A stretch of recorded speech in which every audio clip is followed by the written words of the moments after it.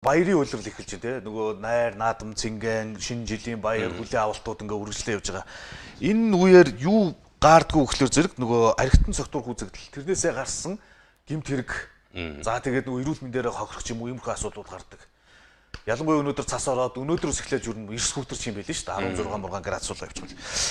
Тэгээд энд юу хамаатай байна гэхлээр архил хамаатай болчихчих. Тэгээд цагдаагийн ерхий газраас намайг алхас гэдэг ингээ айныг зохион байгуулж алхас. За энэ юу ямар үг гэхлээр зэрэг зүгээр ингээ нөгөө арх ухтаа намайг алхасаа явуулгаа би арх уухгүй л гэж байгаа. Намайг алхасч яраа гэж. Тий намайг алхасч яраа гэж. Утга агуулгын юм. Тэгэхээр зэрэг хүн болгон архийг бүр ор тас уухгүй бай гэж байгаа юм биш. Ер нь нэг шалтгаантай заримдаа алгасч байгаа ч л гэж юм тийм үү? Тий. Тэгээд нөгөө нэг тохируулж хэрэглэх. Тэгээд согтуурлуундаа хэрэгэлсэн үедээ автомашины ард суухгүй байх гэдэг.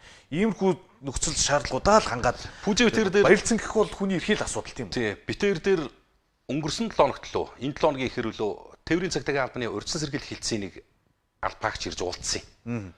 Тэгэл ингээд ийм аян явуулж байна. Тэгээд нөгөө цагдаа төрийн байгууллагын хамгийн гол нэргэд олон нийтийг л гэмт хэрэг зөрчлөөс урьдчилан сэргийлэх гээд байгаа штэ. Гол одоо үндсэн зорилго нь. Тэгвэл нэг амар юм хэлжсэн байхгүй юу? Хоногт арх согтууруулгундаа хэтрүүлэг хэрэглэснээс болоод архины хордлогоор хоногт нэг хүн нас ордог гэж.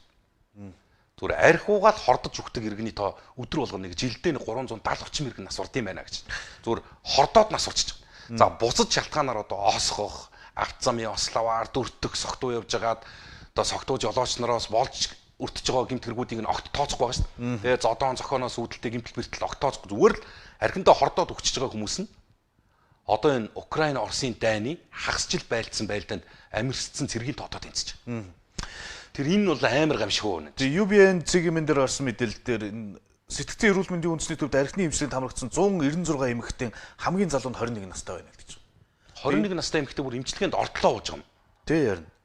Тэгээ ингээд 196 эмэгтэй хамрагдсан. За ингээд нөгөө хамрагдсан тоо насных нь хэмжээ энэ нэтэргээ статистикт том ярьслага ингээд орсон байлээ. Зүгээр хөндөж авах. За энэ ч ингээд байна л намайг алхас гэд. Баасан гараг тэмдэглэлт өдөр биш ээ. Хүлээх хүнтэй, уулзах болгонд уух ёсгүй. Уух бол бүү залгаарай. Архины асуудлын шалтгаан би гэр бүлтэйгээ цагийг өнгөрүүлнэ гэх мэтэр ингээд өөдрөг байдлаар аль болох шалтгаангүй архиталтаас татгалзах. За тэгээд ямар нэг шалтгаантай хүнийгээ битгий арх согтуурлуундаар шахаарай л гэдэг зүйлийг хэлэх гээд байна л. За.